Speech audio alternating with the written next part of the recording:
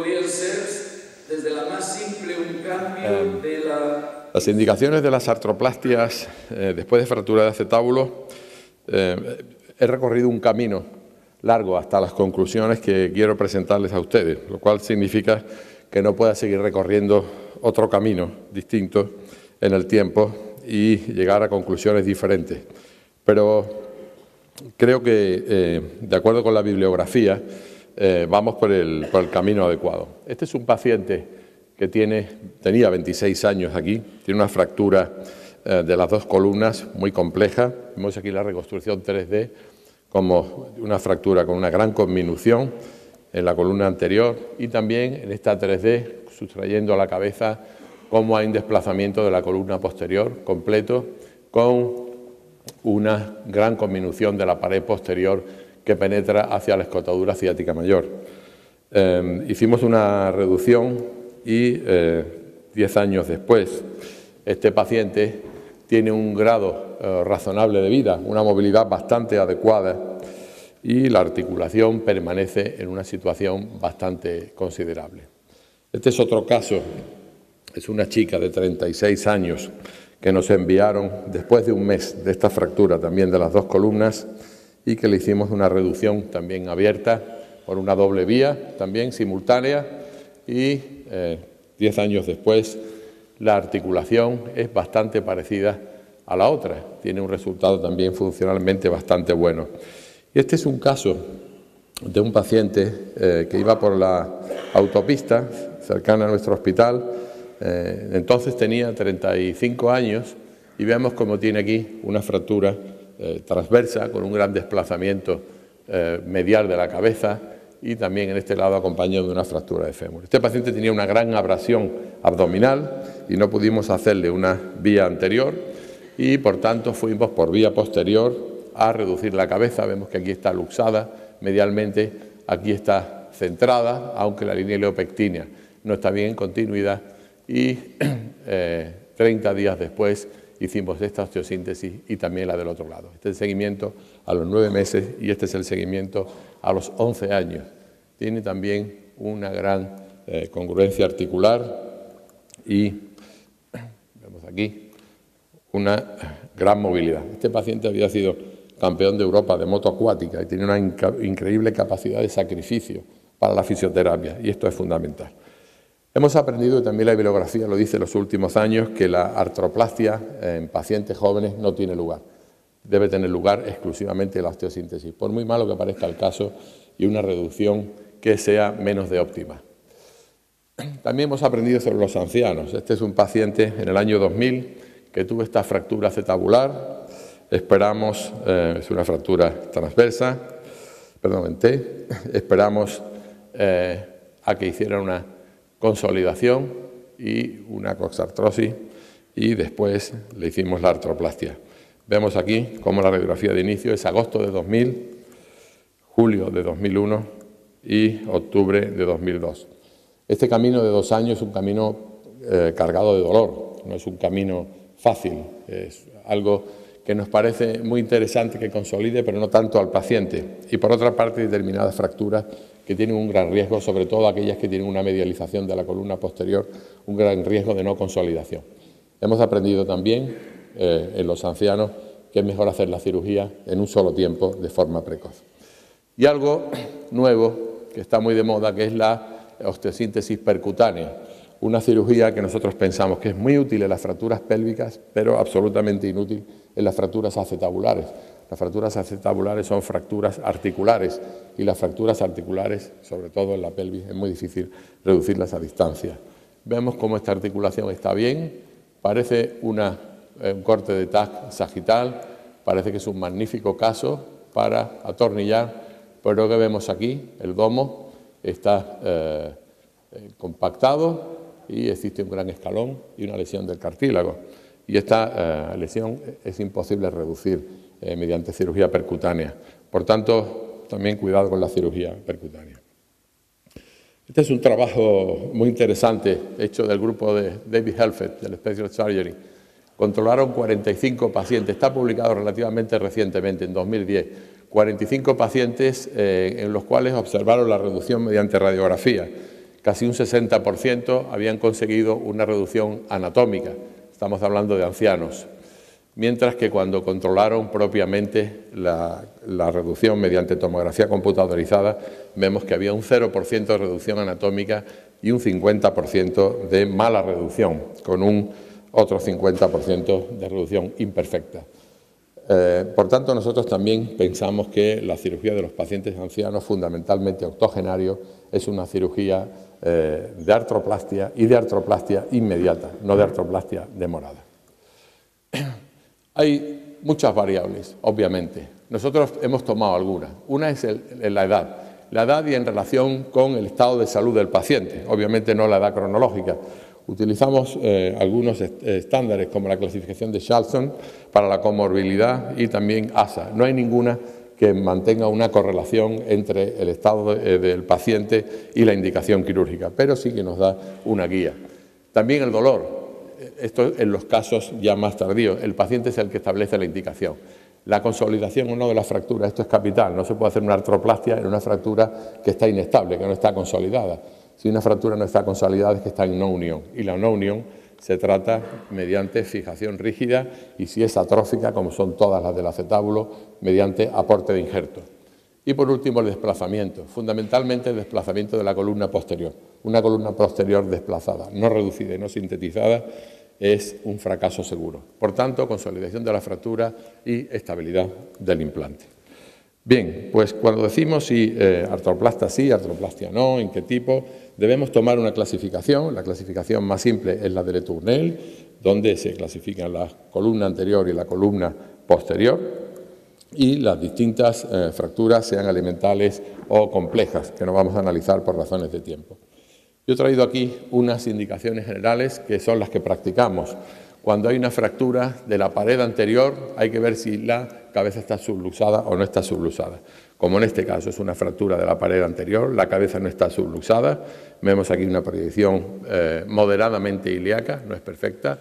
Vemos la línea iliopectina, las líneas iliopectinas que están bien y la línea ilioisquiática está bien y la línea iliopectina está un poquito levantada la pared anterior. Este tipo de pacientes no hacemos nada, absolutamente nada, la cabeza es estable y vemos aquí como a los 2 meses ya hay callo de esta fractura, se ve incluso un callo perióstico. El problema es cuando hay una subluxación como vemos aquí. También la línea iliopectina está alterada, hay una fractura de la pared anterior y la columna posterior está bien. En estos casos hay que asegurarse que la columna posterior es seguro que está bien, porque si la columna posterior no está bien y ponemos una artroplastia sin sintetizarla, podemos tener un fracaso. Vemos aquí en esta proyección alar o ilíaca, que es un problema de la pared anterior y la columna posterior está bien, obturatriz, y hacemos, por supuesto, siempre estudio de tomografía computadorizada. Columna anterior bien, columna posterior bien, pared anterior rota, como vemos aquí. En estos casos la artroplastia es muy sencilla. La cabeza femoral se tritura, se compacta y la cementamos. Vemos aquí que hay un gran grosor de hueso. Este es un paciente bastante mayor y que evolucionó muy bien. ¿Qué ocurre cuando hay una fractura de la columna anterior? Si el paciente es moderadamente joven, vamos por vía ilioinguinal y le sintetizamos la columna anterior. Si el paciente es un paciente muy anciano, entonces hacemos una técnica que comenzamos hace unos años. En estos casos siempre hay subluxación. No estamos hablando de la pared, sino de la columna. Cuando la columna completa está rota, hay siempre subluxación. Hay un riesgo moderado de no unión, no tanto si es de la columna posterior, pero también lo hay aquí en la columna anterior. Y si no reducimos bien la fractura, secundariamente podemos tener un problema técnico de difícil solución. Es mejor hacerlo bien desde el principio. Vemos aquí cómo hay una fractura de la columna anterior, la columna posterior está bien, una proyección ilíaca, y por supuesto siempre comprobamos que la columna posterior está bien en tomografía computadorizada. Vemos que la columna posterior tiene continuidad, vemos aquí, y es la columna anterior completa la que está rota. Nosotros utilizamos esta técnica que publicamos hace años, donde le hacemos una columna anterior mediante una placa de reconstrucción de pelvis. Este agujero que formamos haciendo esta columna anterior debe ser menor del tamaño del inserto y después preparamos para cementación, trituramos la cabeza, la ponemos en el trasfondo y tenemos un gran aporte osteogénico, una cavidad cerrada concéntrica, no hay que utilizar mallas, a nosotros no nos gustan las mallas, es una osteosíntesis muy estable, la artroplastia también y la cementación es presurizada. La técnica es muy sencilla, es una artroplastia que se hace por vía anterolateral, lo que hay que tener la precaución de que la rodilla esté flexionada porque vamos a trastear el nervio ciático. Vemos aquí donde colocamos el injerto y por detrás colocamos el injerto justo hacia la lámina cuadrilateral. Y vemos cómo se consigue en el seguimiento una gran masa de hueso, una relativa reconstrucción de la línea ilioepectínea y es un paciente que se trata de una forma muy adecuada. El problema grande es la fractura de la columna posterior. La columna posterior siempre tiene subluxación y además un riesgo muy alto de no unión. Y además del riesgo de no unión tiene un gran problema de inestabilidad. Y es fundamental, como decía, hacer la osteosíntesis antes de la artroplastia. Esto es obligatorio. Nosotros no pensamos que hay ningún tipo de cotilio y así la bibliografía lo dice. Las cajas atornilladas no dan buen resultado, se aflojan con mucha precocidad. Nosotros siempre vamos por vía posterior y ponemos una o dos placas, mejor 2 placas de neutralización.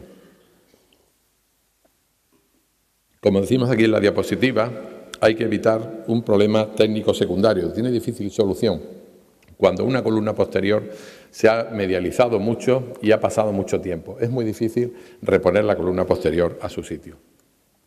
Aquí tenemos un caso. Esto es un paciente joven. Aquí hubo un médico residente que tuvo más capacidad de convencer al paciente que yo sobre si debía operarse o no, puesto que vemos aquí la tomografía computadorizada, como la reducción en urgencia fue bien, mediante tracción, y esta fractura siempre hay que sintetizarla, porque después el paciente vino a los pocos meses, como veis aquí, vino con un desplazamiento de la columna medial y una cabeza inservible.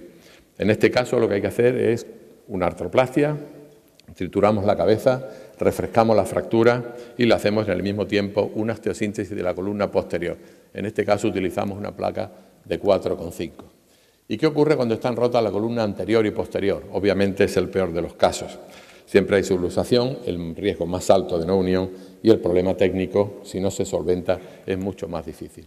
Aquí tenemos un caso también de una paciente mayor, una fractura de la columna anterior y posterior, en este caso es una aparentemente transversa, tomografía computadorizada, parece que es una fractura transversa, continuamos y vemos aquí una línea y entonces ya es una fractura de las 2 columnas, aún más grave. Es importante, y esto siempre se lo repetimos a los médicos más jóvenes, las imágenes de la tomografía computadorizada hay que verlas todas, porque a veces una fractura que parecía aparentemente transversa es de las 2 columnas. Y en esta la columna posterior está totalmente suelta en relación, disociada en relación a la columna anterior. En este caso hacemos una osteotomía de trocánter para poder entrar por delante y por detrás y hacemos una doble placa, sintetizamos la fractura, metemos la cabeza femoral triturada y cementamos. ¿Qué ocurre con las fracturas inveteradas, de esas que llegan ya muy tardíamente? Bueno, este es un paciente que operé hace 25 años. Había tenido una fractura aparentemente de la columna posterior, nos llegó después de mucho tiempo y yo le puse a este paciente, ya estaba consolidada, un cotilo de Weil, un cotilo atornillado, que lo poníamos mucho entonces. Y este paciente estuvo 25 años que le funcionó bien esta cadera, pero llegó después a nuestro hospital con esta cadera luxada después de 25 años. Y en estos casos también hay que comprobar que no hay no unión, hay que estar seguro que todo está consolidado. Y esto es un caso relativamente fácil de resolver con un anillo, como ven aquí. Este es un último caso, donde es una fractura que iba camino de verse inveterada. Este es un paciente que montaba en bicicleta, cayó de la bicicleta, tenía 71 años y lo ingresaron en la UCI. El paciente tenía un problema coronario. Nosotros pensamos que era una fractura para ir por vía ilioinguinal, pero el paciente hizo una trombosis de la vena ilíaca y entonces nos quitó todas las dudas. Nuestra preocupación era que, como vemos aquí, la columna posterior está muy desplazada, aquí hay un gran espacio y podía acabar en no unión. Entonces obtuvimos permiso para este paciente, fuimos por vía posterior y redujimos lo que pudimos. Vemos aquí corte de TAC y la columna posterior redujimos hasta donde habíamos podido para que hiciera una consolidación y secundariamente hacerle una artroplastia más sencillo. No hay nada peor que una no unión de la columna posterior para una artroplastia. Pero las sorpresas que nos llevamos a veces, el paciente con los años había desarrollado una neoarticulación, tenía una rigidez articular, pero, vemos aquí el seguimiento, pero no quería operarse porque estaba bien. Muchas veces son curas de humildad que los pacientes nos dan a los cirujanos y muchas veces nos preguntamos si operamos más pacientes de los que deberíamos. Vemos aquí, en esta proyección, alar cómo tiene una articulación artrósica, pero el paciente caminaba bastante bien, la proyección obturativa. Bueno, aquí les presento por último una propuesta de algoritmo. No digo que esté en lo cierto, pero es el final del camino que hemos recorrido. Cuando tenemos un paciente de buen estado general y tiene una fractura no desplazada, siempre practicamos la abstención. Si la fractura es fácilmente reductible o muy difícilmente reductible, pero el paciente es joven, vamos a la reducción abierta y fijación interna. Cuando la fractura no es fácilmente reductible, vamos a una prótesis de cadera demorada, pero cuidado con la no unión. Hoy día, como decimos, vamos siempre a una prótesis no demorada.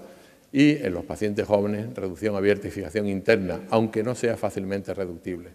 Cuando el paciente es senil, hacemos una reducción abierta y fijación interna más la artroplastia en un solo tiempo, en agudo, y si el paciente está muy deteriorado, bien la abstención, si está francamente deteriorado, o si podemos, también hacemos en un solo tiempo reducción abierta, fijación interna y prótesis total de cadera en agudo, si pensamos que ese paciente tiene una viabilidad, que ese paciente va a vivir después de este episodio agudo.